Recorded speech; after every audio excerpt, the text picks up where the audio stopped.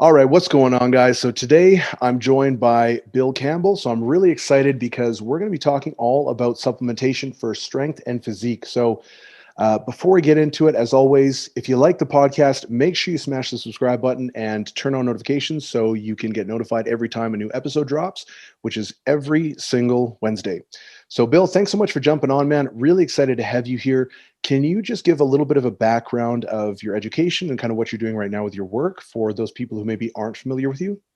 Yeah, sure.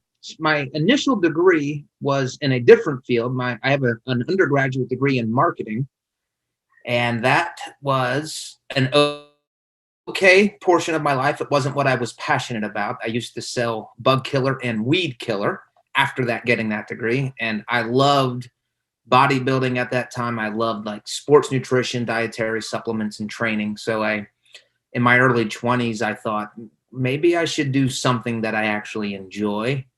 So I made the decision to change careers.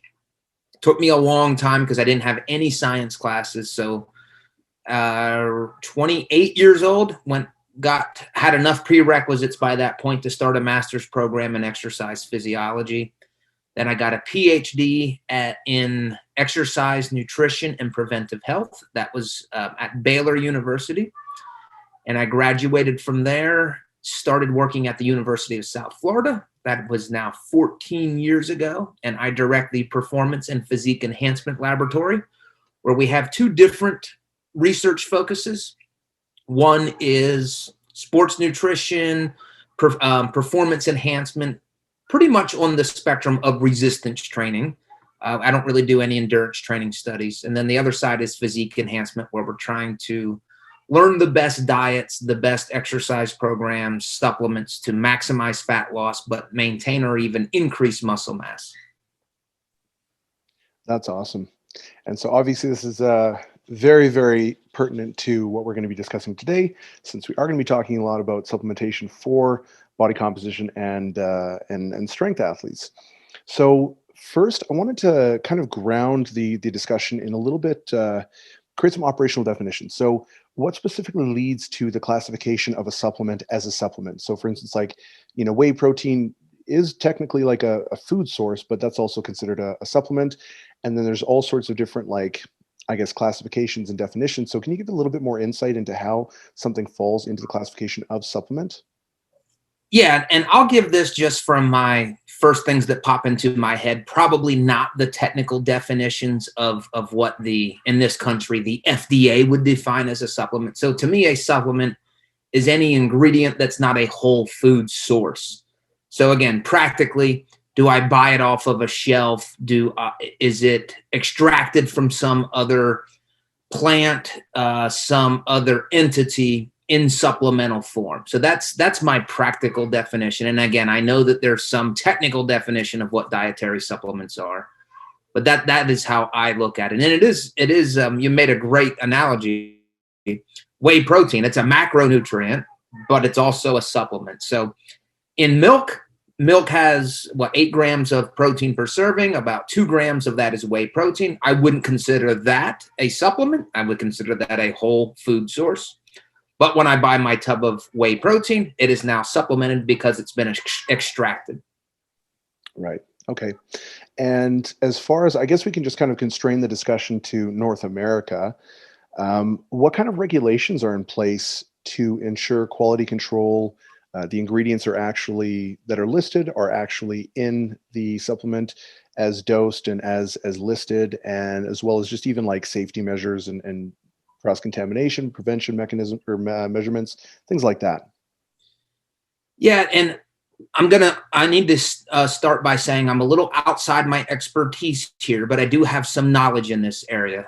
There is this false belief that in North America, that the dietary supplement industry that it is not regulated, that it's unregulated. And that is not true. It is regulated. It's regulated by the FTC, the Federal Trade Commission. I think that's what that acronym is, which is underneath the FDA. So it is regulated.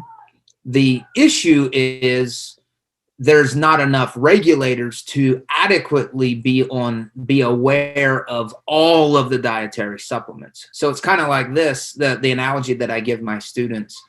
Is it against the law to not stop at a stop sign? Yes. Does everybody get arrested that runs through a stop sign? No, because there's only so many police that can monitor the millions of stop signs that are in the country. So it's kind of the same thing with dietary supplements. They are regulated, but a lot of things don't get observed or don't get the attention that they may need simply because of the size of the market. So hopefully that helps. Yeah, no, it definitely does. And I mean, there's definitely a lot of back and forth. I don't know. I kind of sometimes find that I flop a little bit, but I tend to probably have a stance that's a little bit more libertarian, where I don't necessarily agree that regulatory bodies are necessary in most cases. Because even though in some circumstances they probably do prevent people, I don't believe that on the whole, there's a whole lot of good evidence to suggest that they would perform any better or prevent or save people more than just the marketplace would on its own, you know? And I mean, I know that's kind of contentious and people have their own views on that, but that's just kind of where I stand on things. And so, but I don't know, I guess it's neither here nor there. Well, I'll tell you where it is kind of cool though. Given your background that you've lived all over the world, you've seen probably tons of regulation. You've seen a lack of regulation. So you actually have a perspective that most people in the world don't have. So I would, yeah, I really appreciate your perspective on that. And I would say I agree with you, but even if I didn't agree with you, you still have that perspective that I don't have, that I would respect even if we disagree. Yeah, that's fair. So I guess I just kind of want to highlight before we kind of get into this stuff, because I know people can, once they start doing a bit of a deep dive in supplementation, they end up getting a little bit obsessive and they kind of lose sight of the big picture. And that's sort of the magnitude of benefit that comes from supplementation. So I just kind of wanted you to maybe speak on that, like how much of an impact do supplements have outside of obviously PEDs on things like performance and body composition, just in like the hierarchy of priorities that you really need to focus on. So people don't sort of lose sight of the actual priorities when they're trying to optimize their diet. Yeah, so you use the acronym PEDs just to make sure everybody's on the same page. PED, performance enhancing drug. So that would be something that you can't legally purchase over the counter. You would have to get it prescribed to you by a physician. So we're talking mainly steroids and certain drugs. So supplements, we're playing in the sandbox of you can buy them anywhere. And your question was, without losing the forest for the trees, I guess now I'll share what supplements I take, and it's not very many, but my personal filtering process is it effective? Does this work? One, and then the second one, is it safe? If it passes those two tests, then I just go to, is it effective enough that I want to spend my money on it? And sometimes the answer is no, sometimes the answer is yes. And I would even say, not proud of this, but when I was younger, that second filter wasn't very, very thick, the safety measure. Like I took a lot. I'll tell you a funny story real quick. The first time I ever took ephedrine. Have you ever taken ephedrine? No, I haven't. Are you familiar with what ephedrine is? I am, but I don't know a whole lot about it. I know this is like such a huge gap, and people always make fun of me because like I know a fair bit about nutrition and training, but then they'll be like, oh, what should I take for my drugs? And I'm like, honestly, I have zero idea when it comes to drugs. It's just never something I've really looked into that much. Well, ephedrine is a fat burning supplement that you used to be able to buy over the counter. And I remember just thinking, well, the instructions say take 4 pills. This was a Twin Lab was the name of the company. And I took 8. I'm like, well, 8's going to be better than 4. And I was thinking fat burners don't really work. And oh my gosh, I'll never forget the experience that I had from taking ephedrine. and there was also caffeine with it as well, I believe. But my job at the time was to stock shelves with like 4-gallon boxes of weed killer and bug killer. And normally I'd struggle a little bit to lift 4 gallons over my head. It wasn't easy. But that day, because I took that, probably around lunchtime, I was like spinning these boxes on one finger over my head, throwing it behind my back. I've never taken cocaine, but I have to think that's how you must feel on cocaine. I remember getting home and laying on my couch, and my heart was just pounding. And I remember literally thinking, I'm going to die tonight. Like, should I call the ambulance? So that's when I learned that ephedrine worked. And right now, I'm not up to speed, but I don't think you can legally purchase it now. I think they took it off the market. But as I've gotten older, again, just to take this back to, does it work? If it does, okay, now is it safe? Those are kind of my filters right now. Yeah, that's fair. And so what are the primary supplements that work? And I guess I kind of want to not necessarily focus as much on health and really try and hone the conversation in on performance enhancement or enhancing body composition in particular. So what are some of the primary supplements that do have, a fair bit of research behind them to show their efficacy with regards to strength and physique sports? All right. And when I think of performance and physique, I think physique, does it build muscle?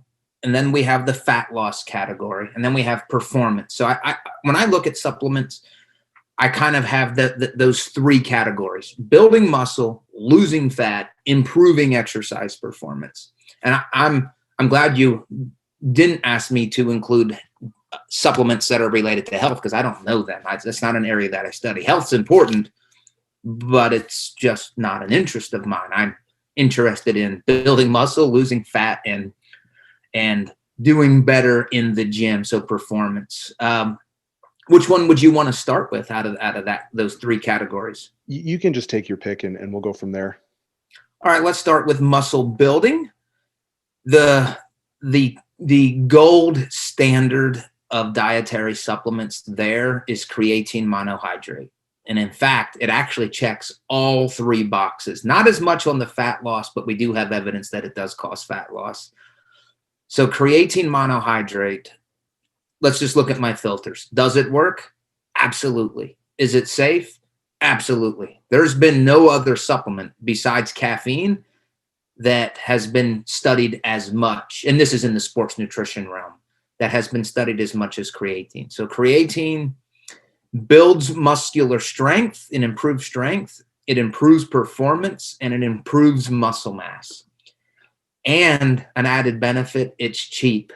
So I'm amazed at the number of people who don't take creatine. If you're in this realm of fitness and you like to lift weights, I don't know why you wouldn't take creatine. Because I could understand if you don't have a lot of money or finances, but it's cheap. It's one of the cheapest supplements you can get.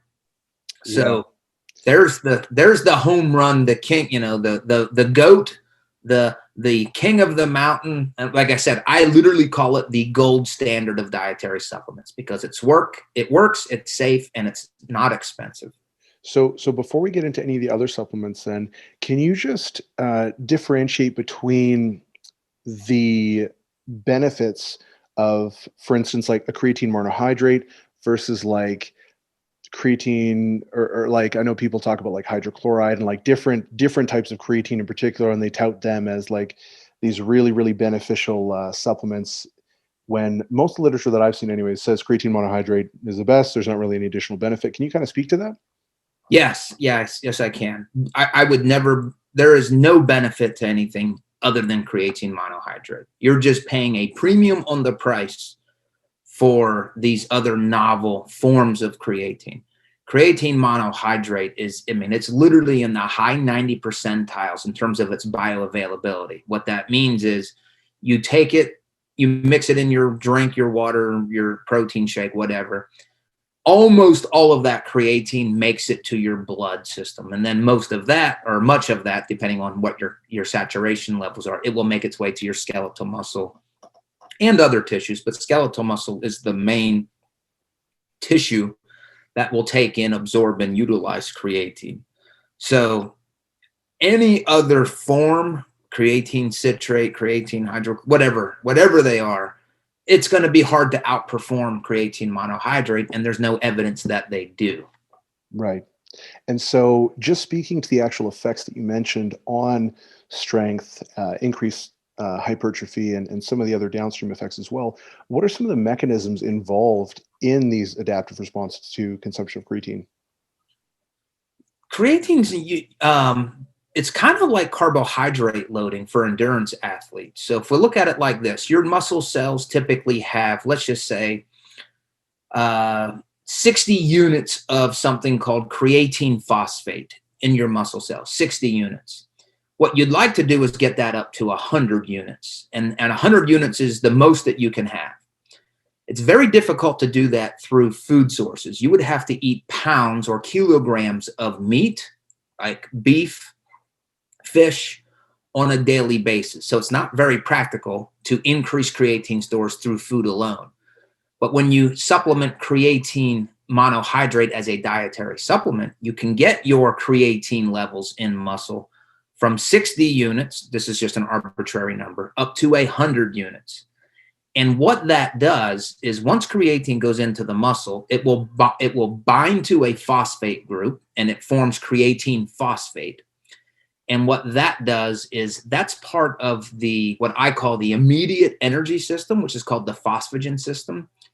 And that's what allows you to sprint faster for an extra 3 seconds or get an extra repetition on a bench press. So anything that's a high intensity activity or something that can cause repeated strength efforts, that's what that system helps you to do. And that's what creatine monohydrate improves or augments those types of activities. So real quick, what it is not going to help you run a faster marathon. Is it going to help you lift a weight that you can normally lift 5 times? Maybe you can lift it 6 or 7 times. If you normally sprint 100 meters in 10 seconds, maybe you can now sprint it in 9.5 seconds. So anything that's high intensity, creatine, that's where it's going to show its worth. And are there any particular considerations on nutrient timing? So I know that creatine is a loading supplement, and so the benefits are going to be through chronic utilization, but is there any benefit to timing it throughout the day, maybe around your workouts or anything like that you've seen? I say no, but there is one study that I'm aware of that showed a little better outcomes post-workout versus pre-workout. But as you just said, to me, that's irrelevant. You have to take it daily. If you take about 5 grams a day, 3 to 5 grams a day, you need to do that for about 28 days, let's just say 1 month, and then your muscle cells become saturated. So yes, there's one study, but it becomes irrelevant when you look at the big picture of how you would supplement with this.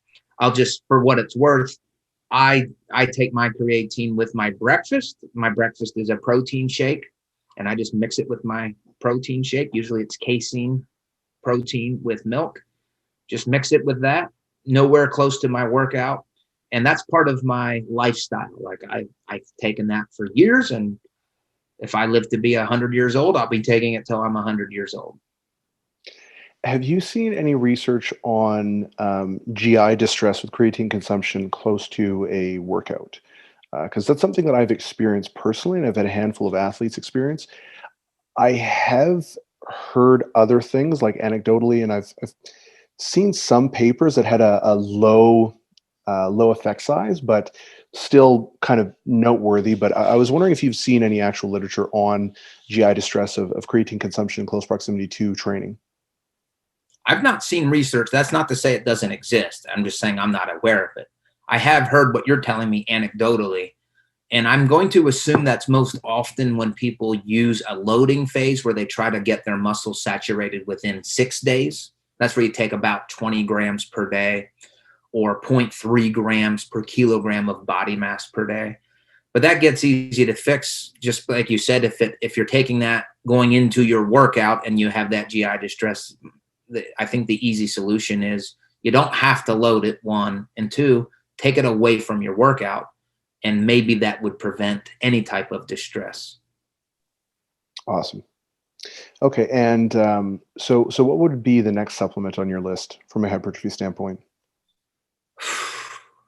Boy, another one that I take for muscle building purposes is one that's not often thought of as muscle building, but it's fish oil, specifically EPA and DHA. So these are essential fatty acids.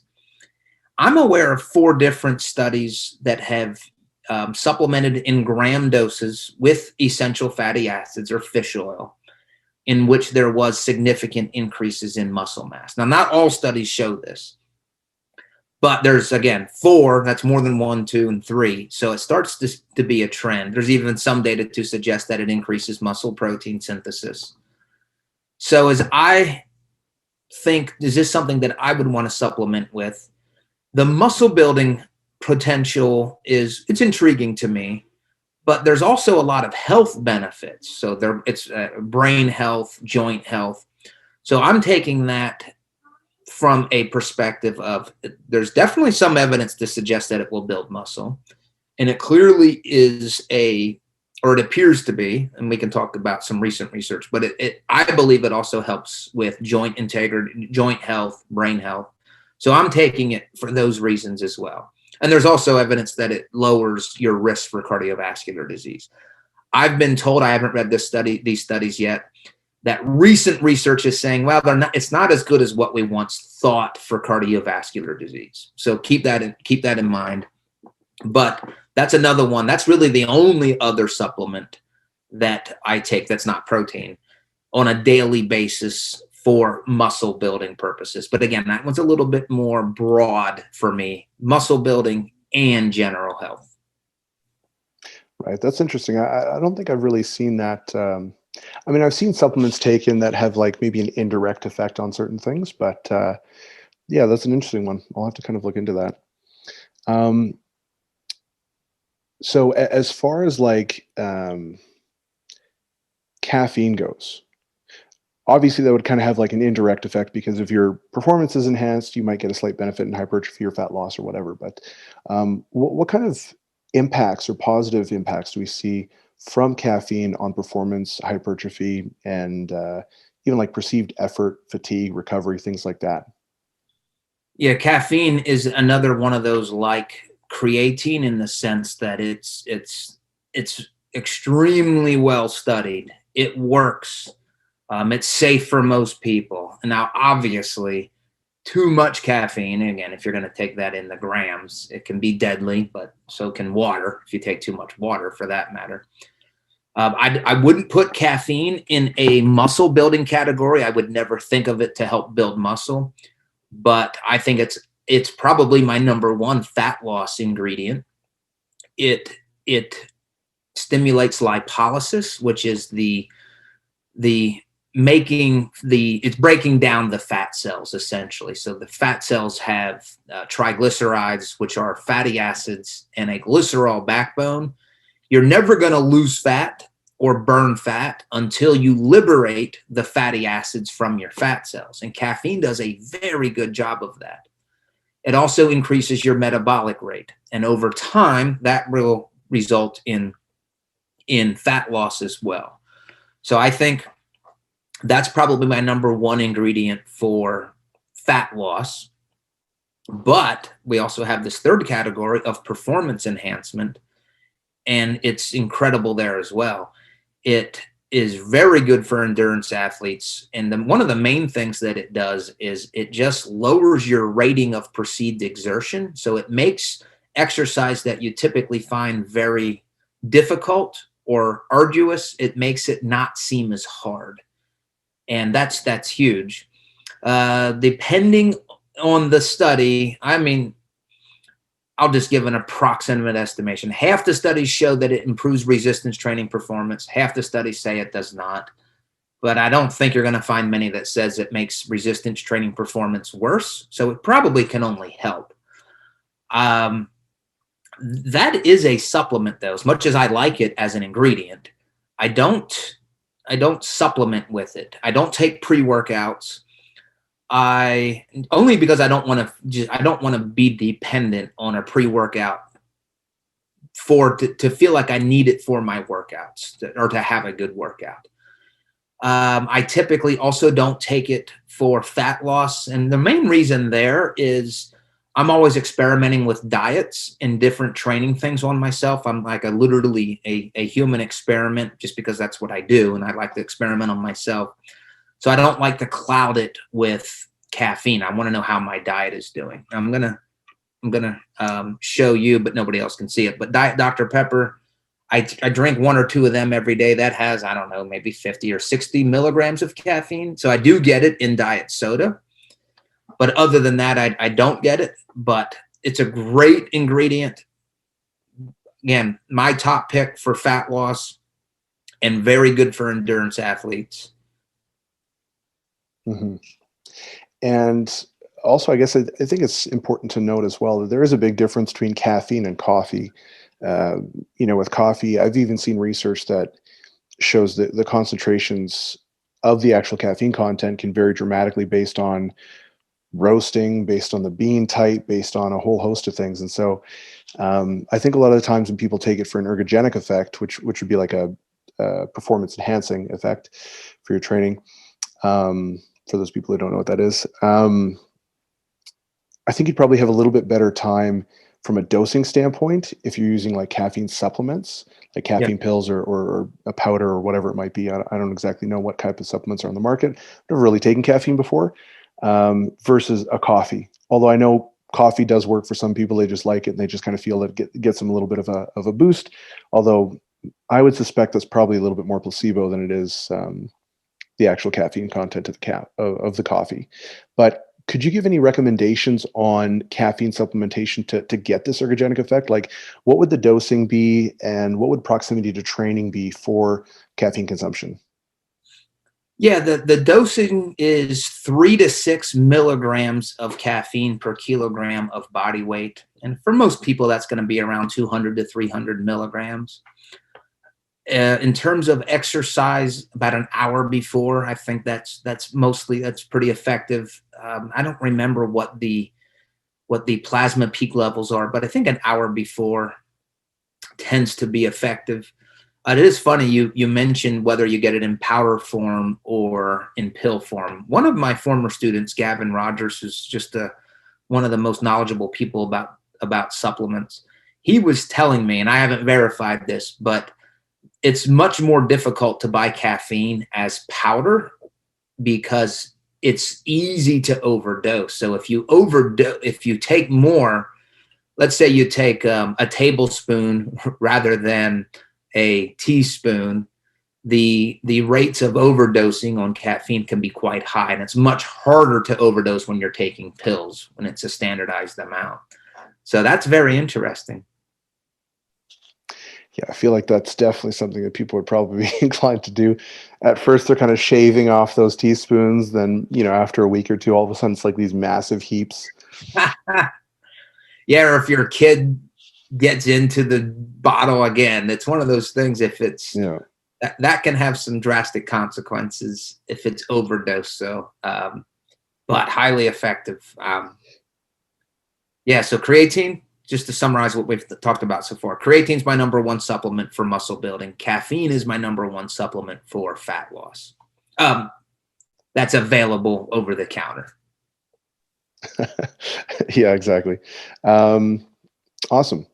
And so as far as like whey protein supplementation, that one's kind of an interesting one because I think there's a lot of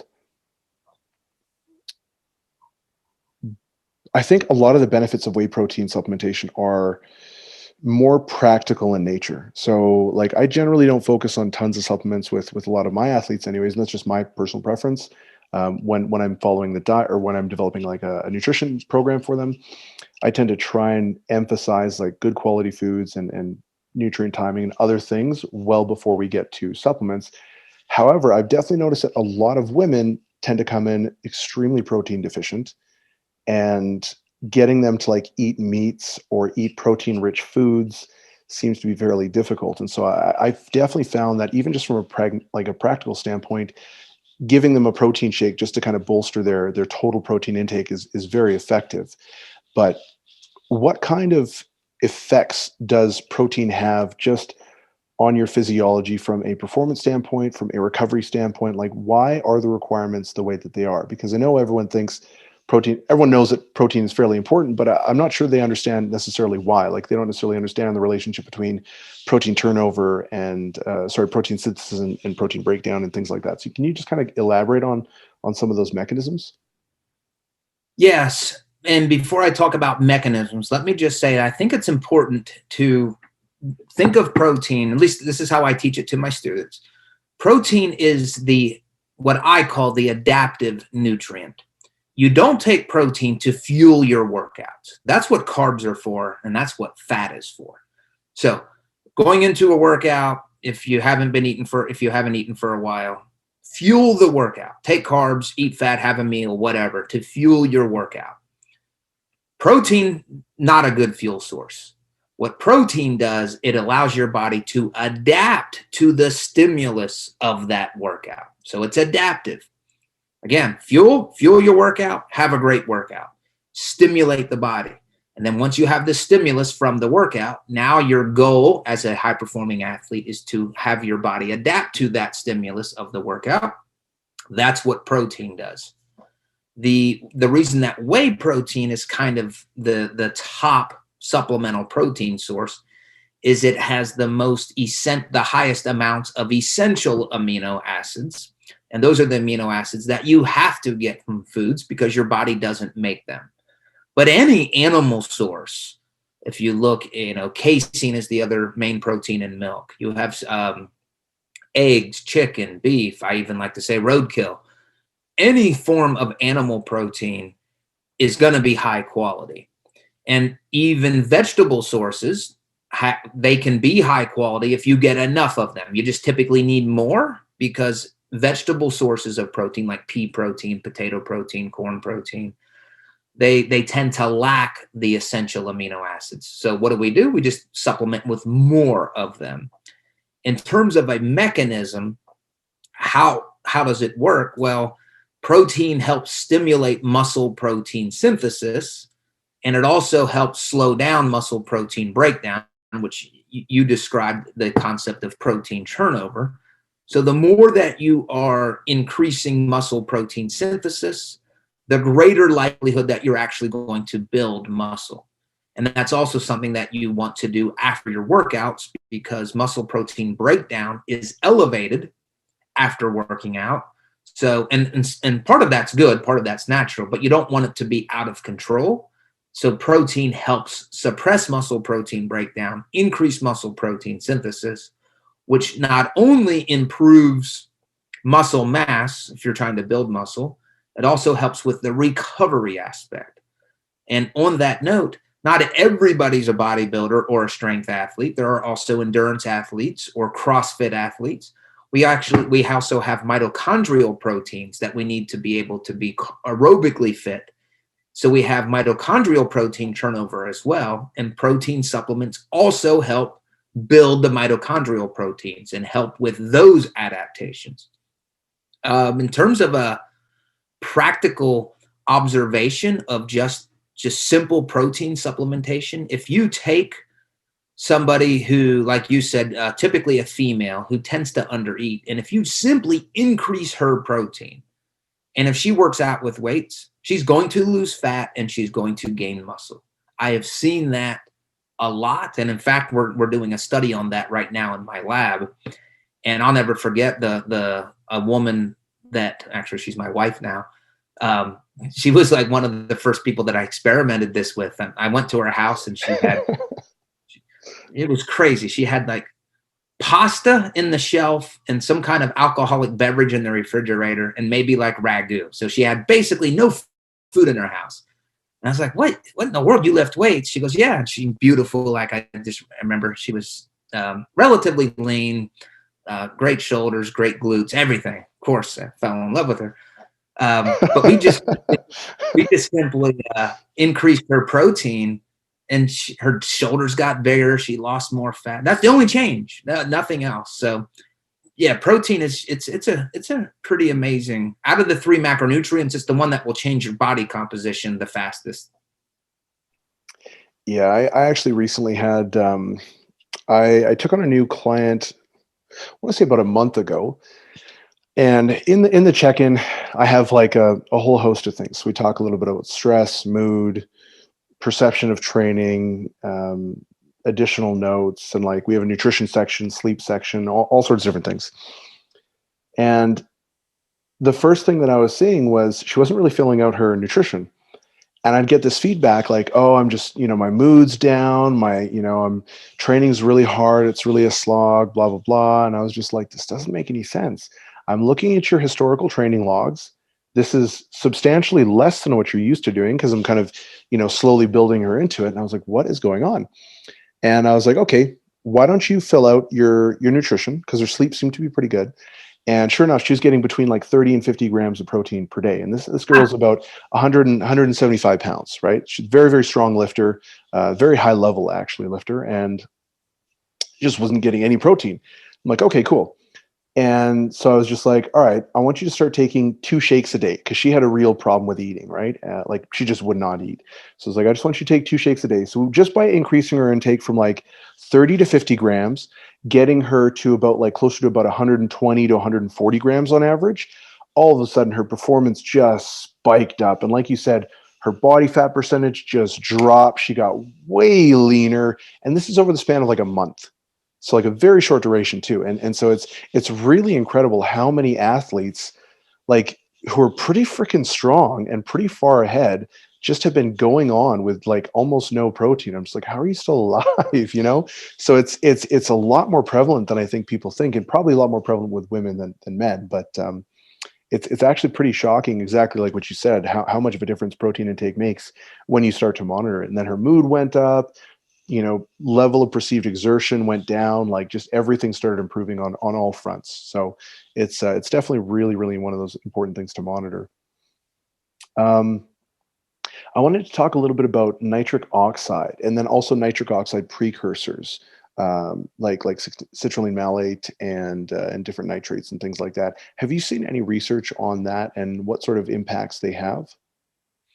Yeah, so my thesis was on the original nitric oxide supplement. So it was 2007. So that's kind of where I started my whole career, was on, and that was an arginine alpha ketoglutarate based supplement. So nitric oxide, it's a gas in the body that when it increases, it dilates blood vessels. And the thought is when you dilate blood vessels, it will cause a greater oxygen supply, a greater nutrient supply to your muscles. So there's the mechanism of what nitric oxide does. And the research, at least at that early time, was all focused on arginine. So arginine has a pathway where it's converted to nitric oxide, but it's really not an effective precursor to nitric oxide increases. At least arginine is not, particularly in healthy people. Now, if somebody has diabetes or if they have a compromised cardiovascular system, there is research to suggest that arginine is helpful in those individuals, but not for fit, active, younger, healthy, and let's just say metabolically healthy individuals. So the other thing you mentioned was nitrate. So again, that can increase nitric oxide levels. Awesome. And so as far as like performance, what does the research say as far as like the actual efficacy of using these? Like, do we actually see an enhancement in performance or recovery or any other additional benefits of supplementing with nitric oxide? Yeah. So again, the goal is, let's look at citrulline, commonly sold as citrulline malate. That actually does increase nitric oxide levels quite nicely. Citrulline will increase your blood levels of arginine better than taking arginine, because arginine gets broken down in the digestive system. whereas citrulline malate does get broken down, but it's one of its metabolites is arginine. So the data on citrulline or citrulline malate, and that, by the way, that naturally is found in high levels in watermelon, that does seem to improve endurance performance, some resistance exercise performance, getting a couple extra reps. So in that would be the, if you want to increase nitric oxide level, citrulline is a better path than arginine to do that. And so what would be the dosing of that? And are there any sort of nutrient timing considerations for supplementation as well? Yeah, definitely the timing would be about within an hour before exercise because it's short acting. We also have beetroot juice. I don't have much to say on beetroot juice, but I do know that's another supplement that can improve nitric oxide. I'll know a lot more about that in about a month or two as I finish my research. The supplemental ranges for citrulline malate is about, let's just focus on citrulline. It's about 4 to 6 grams. That's the effective dosage. So what I tell people is if you're looking at a pre-workout, because a lot of pre-workouts will have citrulline in it or citrulline malate. If it's citrulline malate, make sure that it has at least 8 grams because that would typically mean 4 grams of citrulline, 4 grams of malate. If it's citrulline by itself, at least 4 grams, possibly even up to 6 grams of citrulline. Anything less than that, the research would suggest it's not going to promote an ergogenic effect. But at the levels of 4 to 6 grams of citrulline, that's where you start to see some performance enhancements. Awesome. And I just wanted to, I guess, talk a little bit about vitamin D, because vitamin D is kind of one that's been pretty interesting. We have vitamin D, receptors essentially all over the body, and it seems to have a lot of effects, even as I don't know, catalysts or I'm not exactly sure what. I'm not too familiar with the chemistry aspect of that, but it seems to have a lot of benefits. So can you touch on what vitamin D actually does and how it might impact someone's, not necessarily health, although you can touch on that, but I guess a little bit more on why you might need that to permit proper training, proper function, proper athleticism, things like that, I guess, if that makes sense. Yeah, now I will say that is a supplement that I have not spent a lot of time researching, but I'll share what I know. That is one that some people, particularly in northern climates, are deficient in. And when you're deficient, if you're a male, you could have lower levels of testosterone production and just even lower levels of performance. If you're not deficient in vitamin D, there's probably no benefit for supplementation. But if you get your levels checked and you are deficient, it's one of those things that you can supplement with to bring up your levels to non-deficient levels. I have in my fish oil pills, because it's fat, it's a fat soluble vitamin, so it needs to be transported with fat. I actually supplement with vitamin D because I choose to take fish oil that have vitamin D added. So technically I do supplement with vitamin D, but it's not because when I've gotten my levels tested in the past, I hadn't been deficient. Unfortunately, I don't recall. I can't remember what effective dosages are. And I would just say, if you get your levels tested, it's going to be very individualized anyway. Some people are going to need a lot more to bring their levels up. Other people would need considerably less based on how well their body can metabolize it. Awesome. And as far as performance, hypertrophy, all that stuff, obviously sleep plays a really, really critical role. Like even sleep deprivation of one night tends to see deterioration like cognitive performance, reaction time, things like that. And then if chronic, it can have much, much more significant impact on performance. And then obviously, like for body composition, there are some pretty significant impacts on your endocrine system, even like hedonic drive to pursue like calorically dense foods and things like that, as well as like hunger hormone signaling. And so I feel like this is kind of one of those adjacent subjects where, even though it's not necessarily directly related to performance, kind of like we were talking about protein powder or like hypertrophy or for hypertrophy and stuff like that, even though it's not necessarily going to give you a boost, I still think that it is a relevant thing to talk about. And so I wanted to talk a little bit about melatonin and what sort of impacts that does have on sleep and quality of sleep, especially for individuals who might struggle with sleep. Because I know a lot of athletes, especially a lot of athletes that I coach, sleep tends to kind of be something that they're always sort of struggling with. Even if they're consistent with it, it's quite a bit of work because they're usually fairly busy in other areas. And so, what does the research say on the efficacy of melatonin? What would the dosages be? And do you need to cycle on and off? And what are some other considerations that you might need to be aware of if you're planning on using melatonin? Yeah, and again, this is going to be one of those supplements because it's not directly related to performance and physique. I don't have a large, my own personal library on melatonin is small, so I'm not going to be able to elaborate much on that without having to doing my research. The one thing I would say, just back to sleep, is, and again, I've done zero research on sleep. I'm not a sleep researcher, but I'm in contact with people like you who coach athletes and physique athletes and performance athletes. And probably over the last 2 years, it's been very impressed upon me just the importance of tracking sleep if overtraining is a consideration, if fat loss is stalling, if everything seems to check the boxes, like, hey, nutrition's good, training hasn't gone down, but they're just lacking an improvement in their performance levels or physique improvements. It's oftentimes sleep that is the variable of their life that is out of sorts. And again, I can mention multiple coaches that I just learned from, again, outside of my area. And they would suggest that sleep is something that you track consistently as you would your protein intake or as you would your training volume.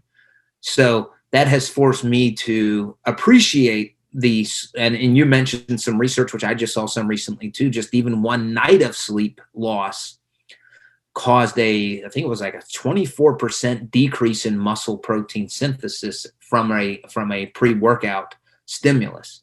So it can be massive. So that's what I've learned about just the importance of sleep from coaches that I respect. And I'm sorry I can't elaborate on the melatonin aspect. No problem at all. I know that you have a primary focus on like performance body composition, so it's not a big deal. I just thought I'd throw it out there just in case you did have some expertise in the subject. Well, it's funny. I published a study. I wasn't the primary author, but we published a study on that, I think in 2008. I just don't remember. It was not effective.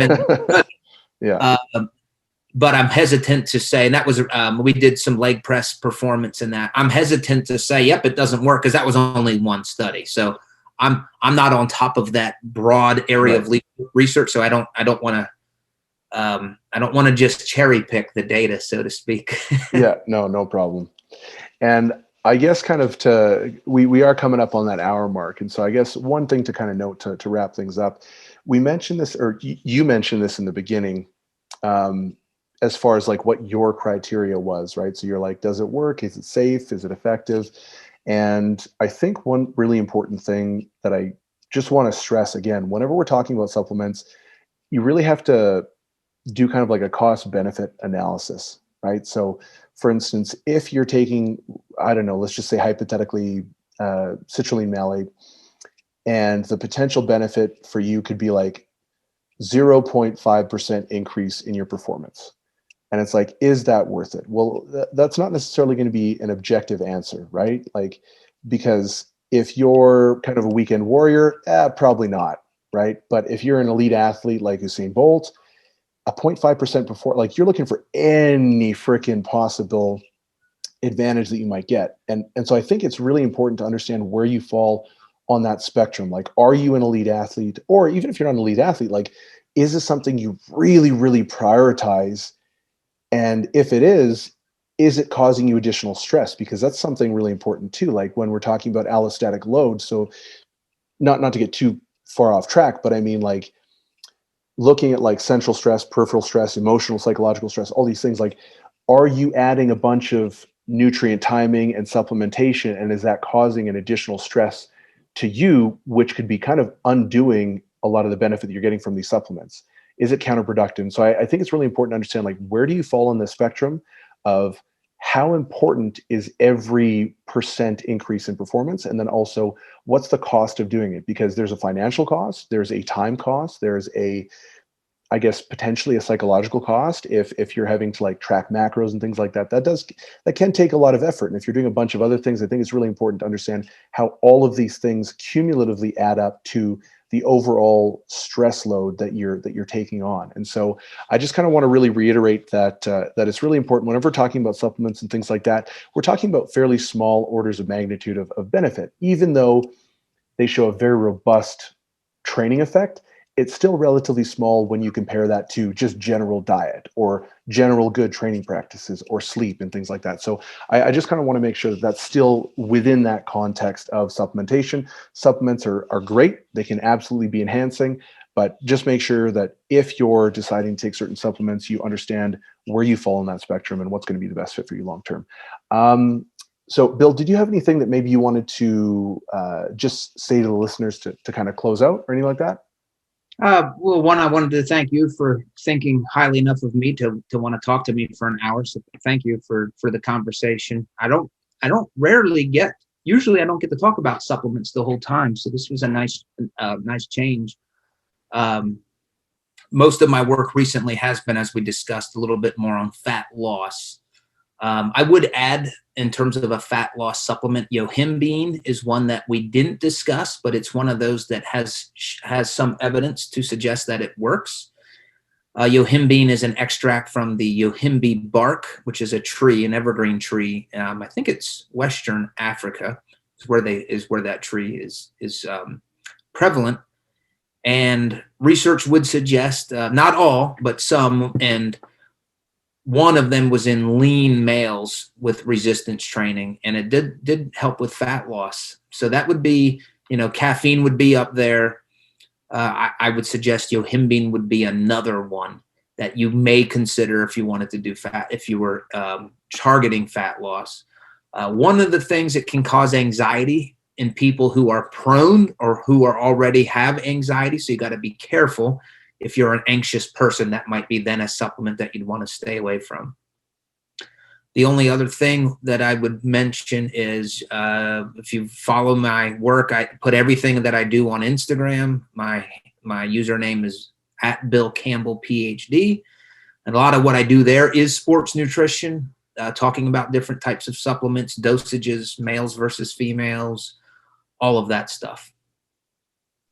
Awesome. That was actually going to be my second question, is where can people find you? So is IG the only place that people can find you? Correct. Yes. At least at this point, I have thoughts of the YouTube channel, but not yet. It's a big undertaking. People don't understand how much work it takes to put out content on a regular basis. Oh yeah. Just my Instagram. Yeah. And then you're doing a podcast yet on top of it. I don't know how many channels you're on, but just a podcast. That's Yeah, well, I've been slowly expanding my my scope over the last little while, because right now I run my own ship basically, and so it's a lot of work on the production side of things. Outsourcing, like trying to get guests and things like that, it can take a long time. But yeah, it's definitely cool. Actually, I was gonna say, I love your Instagram account, and I actually, admittedly, totally stole your idea. I totally ripped it off. Your true or false posts, I freaking love those. So he does these great posts, and if you follow me, you'll notice that I started recently doing these posts where it's like I'll make a statement and then I'll say true or false, and then I give a little answer in the bottom. I 100% ripped that off of you because I thought it was such a great kind of tool. Because I'd say my Instagram is more educational based than like coaching based, if that makes sense. uh-huh. But yeah, no, he's got an absolutely phenomenal Instagram. I love checking it out. He's got tons of great content that he puts up there on the regular, so I'd highly recommend going and checking it out. So all that stuff is going to be linked up below. Make sure you give him a follow. Make sure you like this podcast and share it with your friends, please, please, please. And Bill, thanks again for jumping on the podcast, man. It was great. Yes, thank you for the invitation.